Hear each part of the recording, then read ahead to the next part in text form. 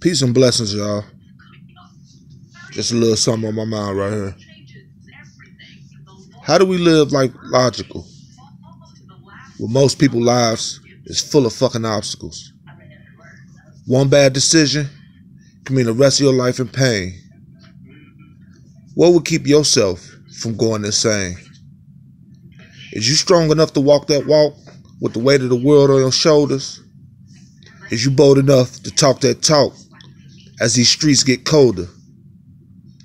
Everybody learn tight game and time, but we all don't have the right frame of mind. I done went from living for a profit to hoping my heart don't stop, bitch. From niggas by the boatloads to damn, where did everybody go? Left me lonely, fakes and phonies.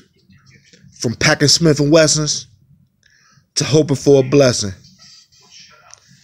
It's funny how when you near a life or death experience, everybody counts you out.